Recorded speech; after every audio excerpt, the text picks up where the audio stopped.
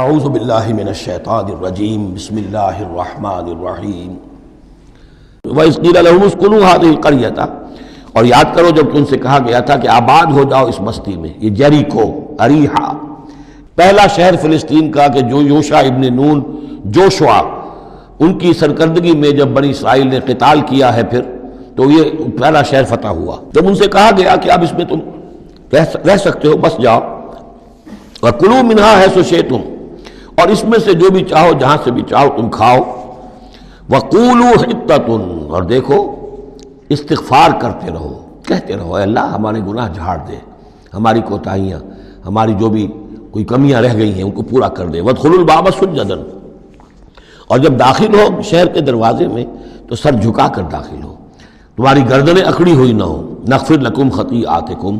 ہم تمہاری جو بھی خطائیں ہیں وہ بخش دیں گے، جو بھی غلطیاں ہوئی ہیں فروغ گزاشتیں ہوئی ہیں ان سب سے درگزر فرمائیں گے،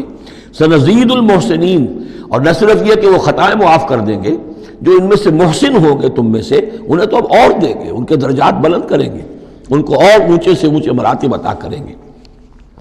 فبدل الذین ظلموا منہم قولا غیر الذی قیل لہم، تو بدل دیا ان میں سے جو ظالم تھے، گناہ گار تھے، ایک ایسی بات کو کہ جو ان سے کہی گئی تھی اس کی بجائے، یعنی وہ کہا گیا تھا حطۃ حطۃ حنطۃ حنطۃ، ہمیں گیہوں چاہیے گیہوں چاہیے،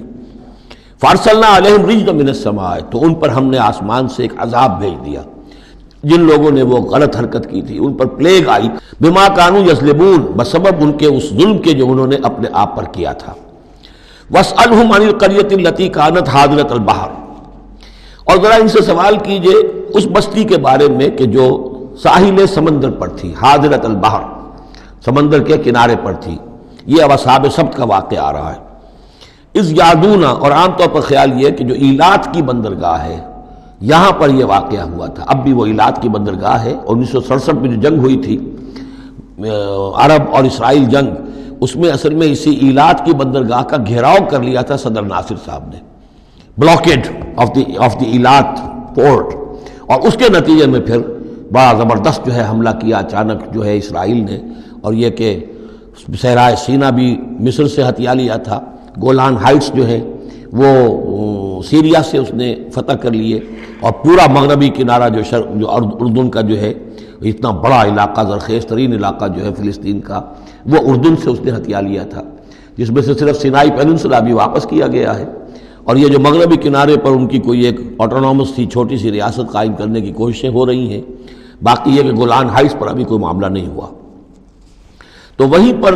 اسی ایلات بندرگاہ پر یہ واقعہ ہوا ہے، وہیں پر یہ کوئی قوم مچھیروں کی آباد تھی۔ وَاسْأَلْهُمْ عَنِ الْقَرْيَةِ الَّتِي كَانَتْ حَاضِرَةَ الْبَحْرِ، وہ سمندر کے کنارے آباد تھی، اِذْ يَعْدُونَ فِي السَّبْتِ، جبکہ وہ سبت کے قانون میں حد سے تجاوز کرنے لگے، اِذْ تَأْتِيهِمْ حِيتَانُهُمْ يَوْمَ صَبْتِهِمْ شُرَّعًا، جبکہ آتی تھیں ان کی مچھلیاں ان کے پاس یوم صبتہم، جس دن کہ ان کا سبت ہوتا تھا، شُرَّعًا، شرع جیسے کہ نیزہ کو چلاتا ہے، یعنی یہ کہ کبھی اگر آپ نے کماڑی میں کھڑے ہو کر دیکھا ہو تو کبھی کبھی ایسا ہوتا ہے کہ کوئی مچھلی جو ہے وہ چھلانگ مار کے اوپر آتی ہے پھر اندر چلی جاتی ہے۔ اب ظاہر بات ہے کہ یہ اٹکیلیاں کرتی تھی مچھلیاں، اللہ تعالیٰ نے سکس سینس دے رکھی ہے، حیوانات کو بھی ہے، انہیں پتہ چل گیا تھا ہفتے کا ایک دن ایسا ہے کہ ہمیں کوئی ہاتھ نہیں لگاتا، اب وہ آ رہی ہیں اٹکیلیاں کر رہی ہیں، چھلانگیں لگا رہی ہیں، یہ کھڑے ہوئے ہاتھ بندھے ہوئے ہیں، اس لیے کہ سبت ہے، ہفتے کا دن ہے، پکڑ تو نہیں سکتے، تو شرعاً آتے تھے جسے نیزے چل رہے ہوں،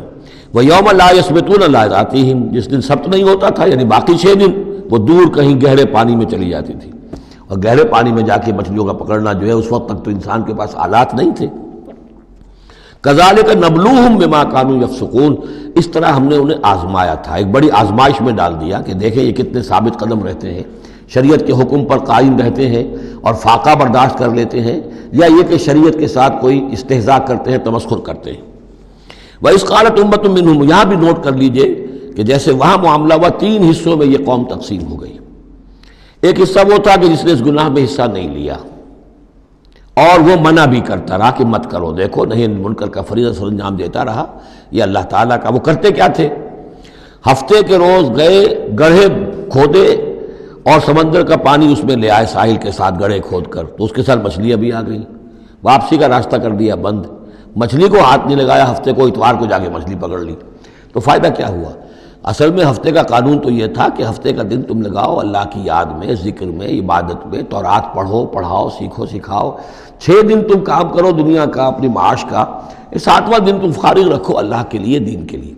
لیکن جب وہ گڑھے کھودنے میں دن صرف ہو گیا تو چاہے مچھلی پکڑی یا نہیں پکڑی،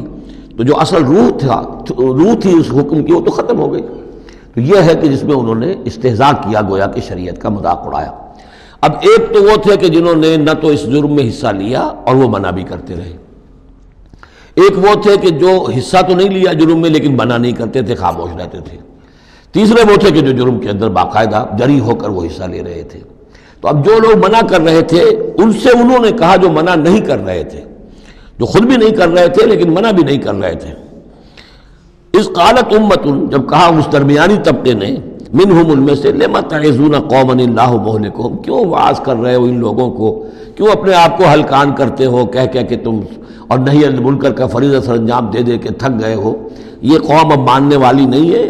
اللہ اس کو ہلاک کر کے رہے گا۔ لما تعظون قوما اللہ مہلکہم او معذبہم عذابا شدیدا، یا انہیں پھر عذاب دے گا بہت سخت عذاب۔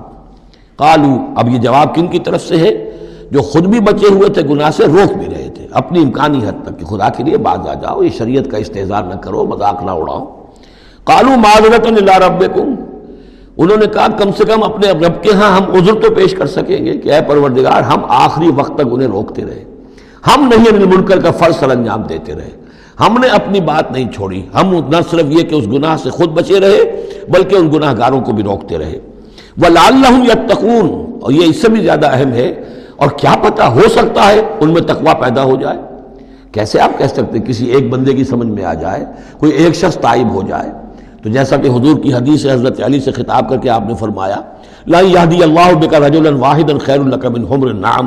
اگر اللہ تمہارے ذریعے سے علی ایک شخص کو بھی ہدایت دے دے تو یہ تمہارے لیے سرخ اونٹوں سے بڑھ کر دولت ہے۔ تو اگر ایک بھی بچ جائے، لعلہم یتقون، فلما نسوا ما ذکروا بہ، تو پھر جب انہوں نے نظر انداز کر دیا اس نصیحت کو جو انہیں کی جا رہی تھی، یعنی لگے رہے اپنے اس جرم کے اندر، انجینا الذین ینہون عن السوء، ہم نے بچا لیا ان کو جو کہ بدی سے روکتے تھے، عذاب سے بچے ہیں صرف وہ جو بدی سے روکتے تھے۔ وَأَخَذْنَا الَّذِينَ ظَلَمُوا بِعَذَابٍ بَئِيسٍ بِمَا كَانُوا يَفْسُقُونَ، اور پکڑ لیا ہم نے ان کو کہ جو اس ظلم میں، گناہ میں اور شریعت کا استہزاء کرنے میں کہ جو مجرم تھے، ان کو ایک بہت ہی برے عذاب میں پکڑا، ان کی اس ناہنجاری کی وجہ سے، سرکشی کی وجہ سے، نافرمانی کی وجہ سے۔ فَلَمَّا عَتَوْا عَمَّا نُهُوا عَنْهُ، جب وہ بڑھ گئے، چڑھ گئے، بہت ہی آگے بڑھ گئے ان چیزوں میں جن سے ان کو روکا گیا تھا، قُلْنَا لَهُمْ كُونُوا قِرَدَةً خَاسِئِينَ، تو ہم نے کہہ دیا کہ اب ہو جاؤ بندر، ذلیل بندروں کی شکل میں ان کی صورتیں جو ہیں وہ تبدیل کر دی گئی۔ یہ ہے وہ مکمل واقعہ کہ جس کا حوالہ اس سے پہلے کئی بار آ چکا ہے۔ سب سے پہلے سورہ بقرہ میں بھی آیا تھا، اس کی تفصیل یہاں آ گئی ہے۔ صدق اللہ العظیم۔